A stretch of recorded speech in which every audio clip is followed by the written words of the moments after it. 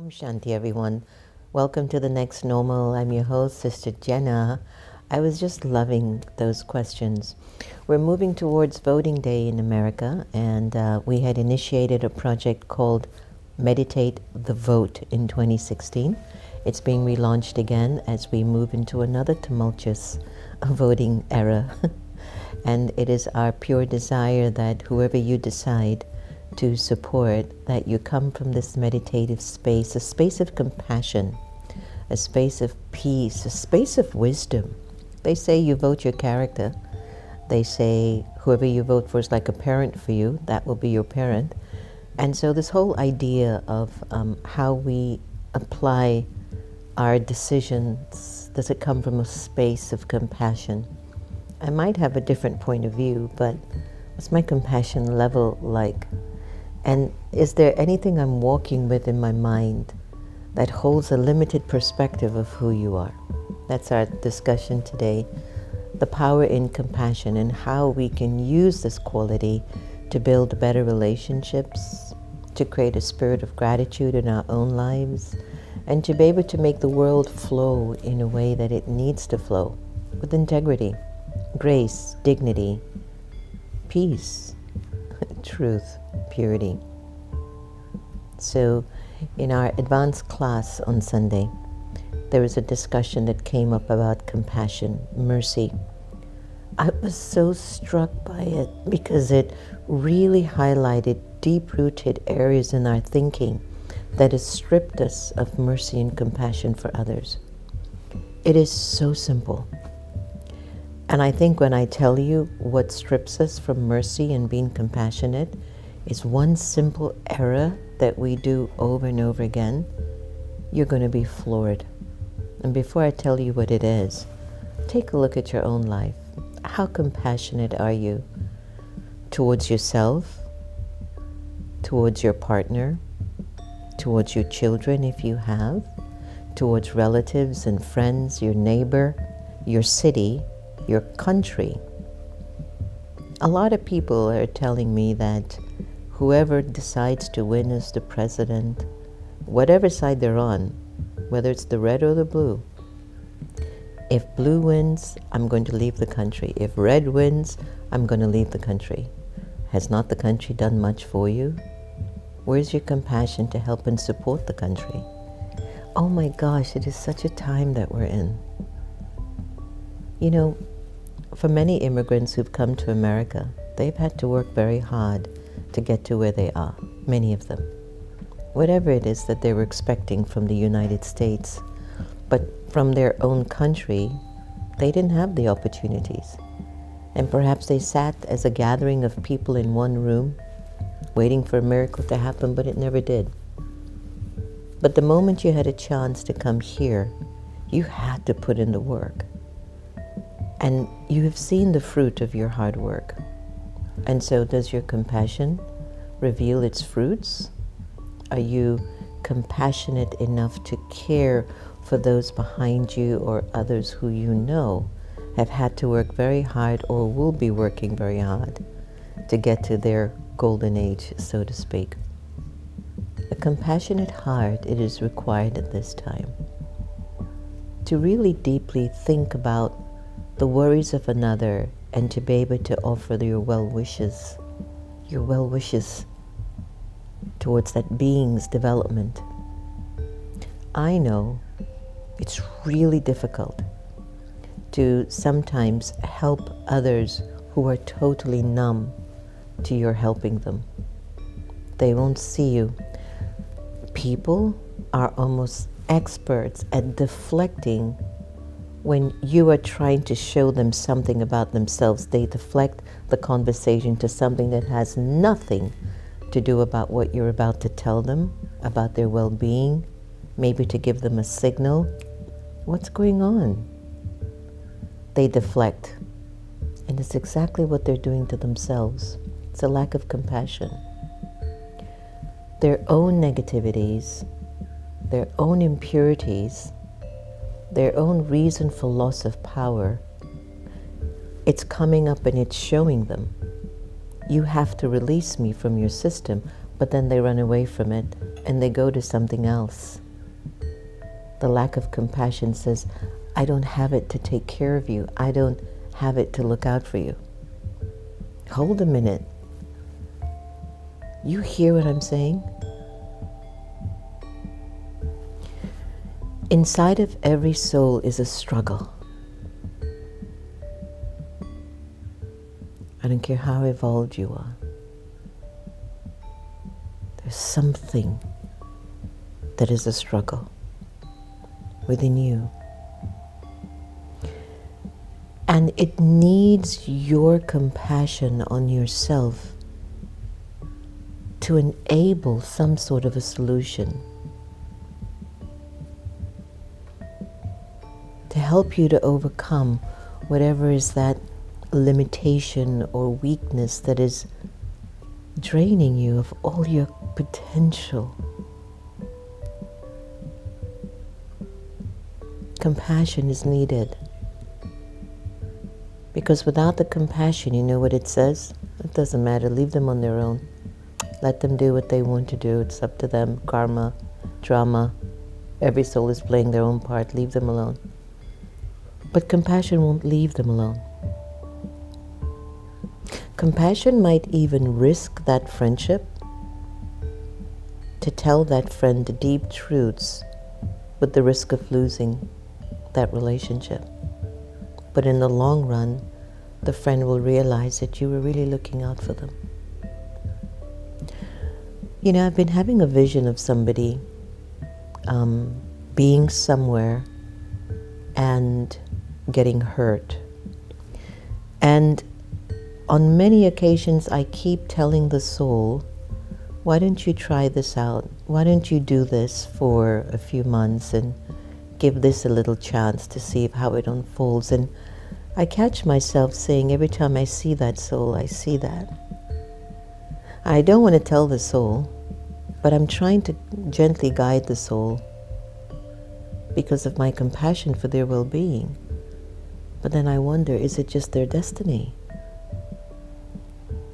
I don't want to give up my compassion in finding a way to bring the soul closer to protection. I don't know. But I'll tell you the mystery in compassion. It is a very simple solution. It is so simple. And basically what compassion will offer you is an opportunity to create your karmic fortune for the future. Anywhere, any person, any situation you find yourself in that you can help and make things better, that's your fortune. Do you have compassion for your children, your spouse? Or are you seeing their limits? And that's what takes away our compassion from each other. When you begin to identify the weaknesses, the shortcomings, the deficit in a person's energy or personality or relationship to you, watch it now. Hear what I'm saying. Is there anyone in your life that you are able to identify a shortcoming, a weakness in them, and see how you stop helping? Just watch.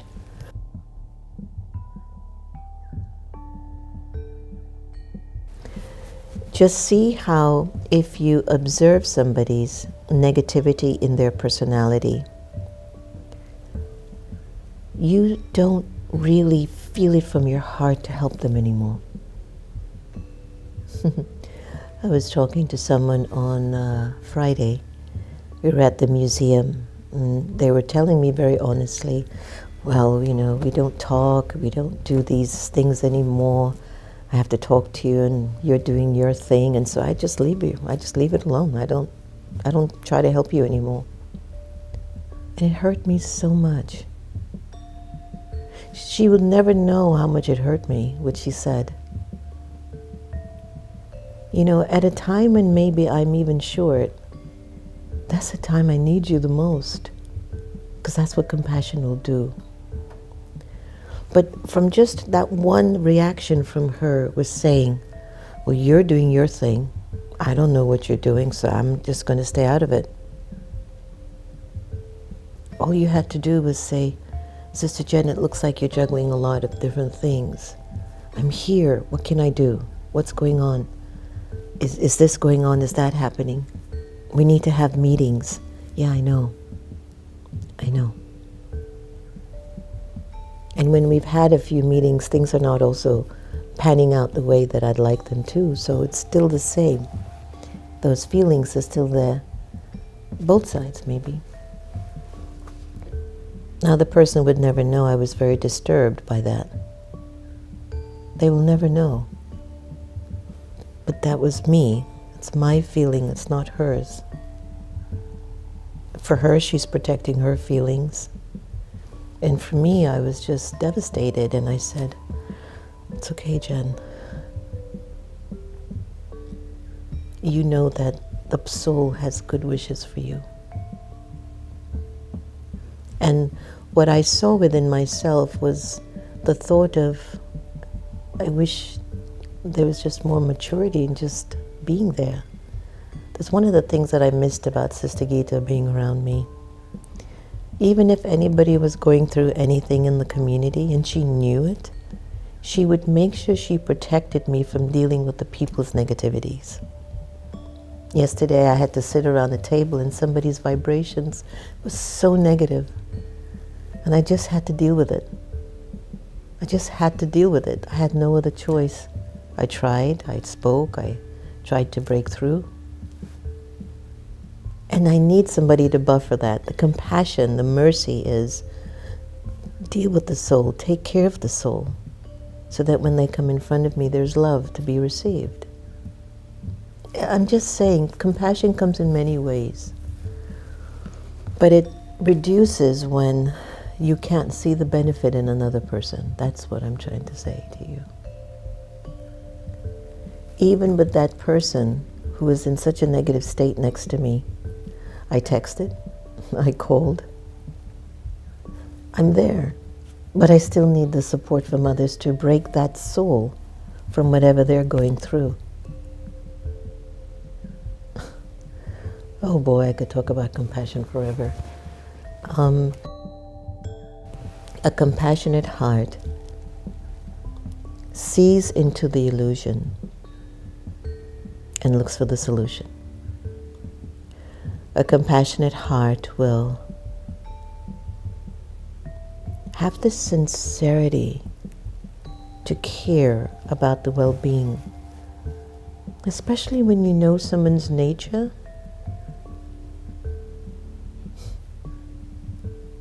Your compassion is to always see what's good in that person. If you don't see good in another person, you will not help them. It's almost impossible for you to find the heart in helping them. You might do it, but not with good feelings. You do it because it's a duty. But a compassionate heart knows, maybe my relationships will get better if I just nurture it more. I make sacrifices. Sometimes you do the math. You might think you've given more, but then the other person thinks they're giving a lot. You can't work it out. It's a soul thing. But a compassionate heart builds. A compassionate heart repairs. A compassionate heart is humble. A compassionate heart sees into the illusion. A compassionate heart doesn't need to be told what to do. A compassionate heart just is aware. Always, if you put energy in something, it'll grow. And if you don't put energy in anything, it'll die. It's the law of the nature. Since we've been going to the space of the museum and really building up, creating some new energy, I'm looking at the energy of its growth and the energy of the growth. And I'm committed in making the meditation museum a household name in our area, in the Washington metropolitan area. Why not? It's a great space. It was our compassion, our mercy, that created that space for community, for the society, to see how we can help people to get out of their sorrows. But the irony to the equation is I can't liberate you from sorrow if I'm not able to liberate myself from my own. It's two sides.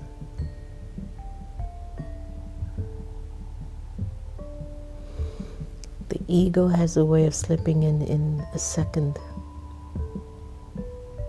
And it has a very clear focus on finding your faults and the faults of others. And the compassion wanes. Every man for himself. You do your thing, I'll do my thing.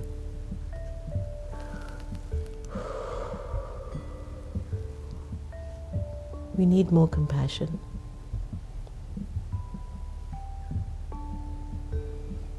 And not compassion out of manipulation. There are people who know how to try to manipulate you. You okay? You're not eating? Did you sleep? Did you do that? But everything else that's really important, they're not paying attention to that. So you can see the game of manipulation that we play with each other. That's not compassion. Compassion is you make somebody's life better. You make your life better. I've lost compassion for myself on my journey. I didn't pay attention to my inner well-being, physical well-being. Was it that I was seeing my own weaknesses? Or was I looking at the weaknesses of others or things around me? I don't know. But on the journey, maybe we just get tired sometimes. But my compassion doesn't leave me for good. I'd have a little window. The benefit of compassion, take care of yourself. Take care of those around you, even if they're not doing so well. You signal to them as much as you can. It's a fine line. You go to rescue the person drowning and you drown.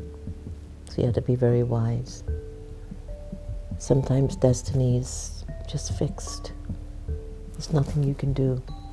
But you can maintain your good wishes and pure feelings for them. Let's take a moment. Take a deep breath in.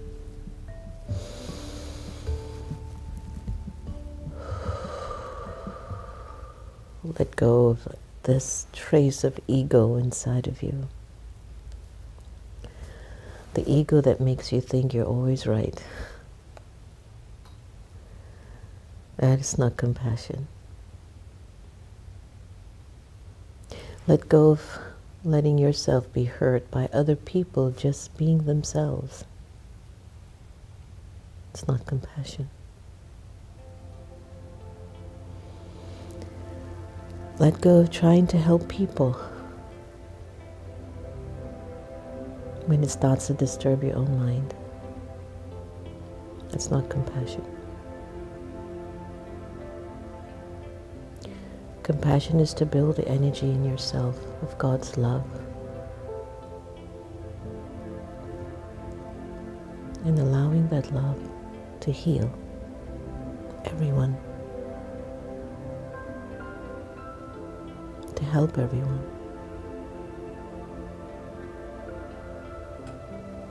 And for forgiving yourself too, if you've done wrong to anyone.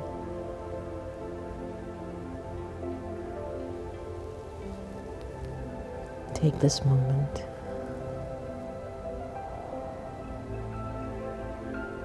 Give yourself some compassion now.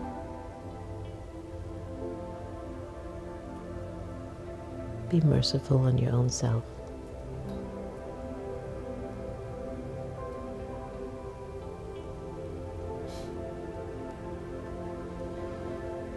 Take a deep breath in and exhale. The awakened intelligence has its own way of explaining what it means to have a compassionate heart. Let's take a look.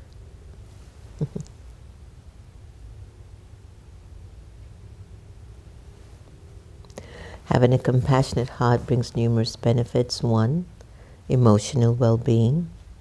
I completely agree with that. Number 2, improved relationships. Completely agree. Number 3, physical health and well-being. Yes. Number 4, enhanced social skills. Very good one. Number 5, increased sense of purpose. Wow.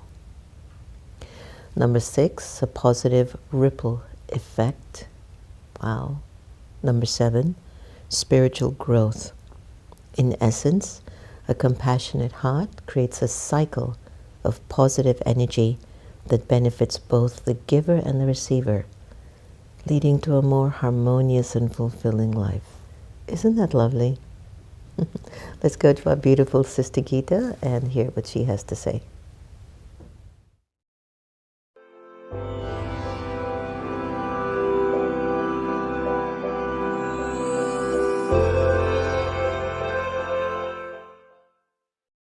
Good day. I like that expression, little Gita. I am indeed a tiny point of light that sits in the center of my forehead, and I also wear a tiny body, so I'm balanced.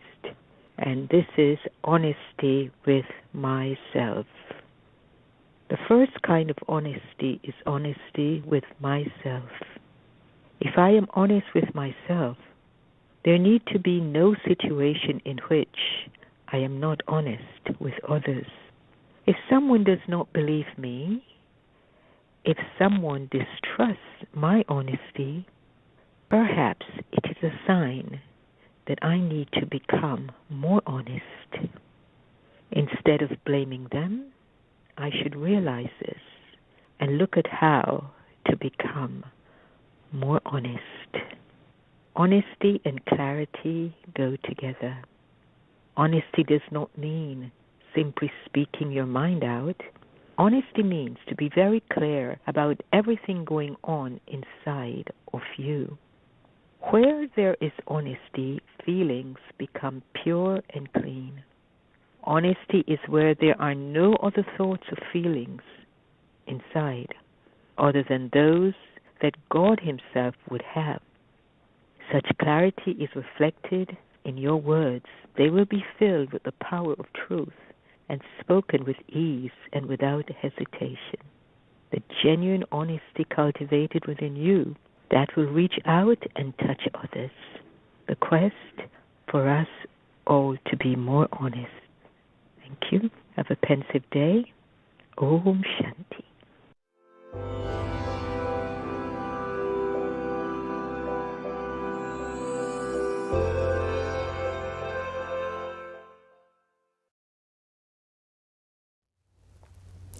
That's my Sister Gita. Self-honesty, a very big form of self-compassion actually.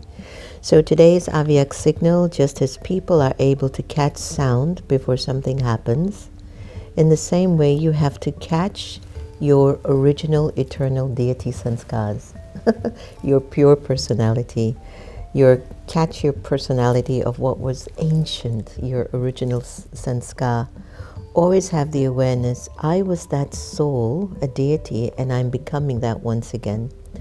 The more you're able to catch your eternal and original sanskars, the more you will be able to become that form of your beneficial self. I love that point. So basically, remember the best of you, not the worst of you, in essence, okay? So if you want to be the best, think of yourself as an angel, a deity soul, a world benefactor soul, a master almighty authority, somebody who wants to uplift everyone. Such a great way of being. I hear there's a lot of nice comments online, so thank you all so much. Rashmi, Samantha, Hildy, Asmita, Jenna, and yes, thank you for the topic. I said something that might have tripped someone up. I have said something that might help them, and yet they always said they're not ready. Isn't it true, Jen? It's the same for me. Last night I was in bed and I was saying, Jen, what are you doing that's not good for others, that people are holding that about you? And I sat with Baba last night before I turned in, and I was just, what are you doing that when they look at you, they're not inspired? Like I was thinking, what are they seeing in me that's not good? That they're just not inspired. I went to bed thinking that to Baba last night. Again, that's a sign of my compassion on my spirit. To be truthful with myself so I can understand what's going on in here. Raki, easier said than done, sister. Very difficult to overlook their irritating sanskars. That's why you can't be... I know. I so get that. The irritating sanskars. Please share your experiences, how to have the compassionate heart towards that. You have to stop seeing them as irritating. I have been around very interesting personalities. I've lived with them. I can't let myself feel their negativity or their waste, or else I'll never help them. I beg you, stop seeing their irritating sanskars. That'll help you. Hi Sue, I have heard that it's not good to interfere in someone else's karma, but I believe that if you send them good wishes and pure feelings, that can never be anything but beneficial. Absolutely. You got it. Bingo. Great morning. Good morning to all. Raj says, very important topic. Somehow we tend to judge others and not be compassionate towards others' problem. Very true.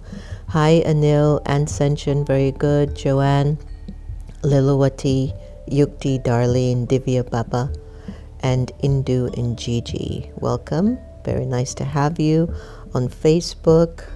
Nice to hear some of the comments, reminding me of my beliefs and helping me to get back on my right spiritual path. I'm grateful. You're so welcome. And to have compassion and gratitude is a very important thing. It's so important. I work in mental health and have been devoted to my spiritual path for 45 years.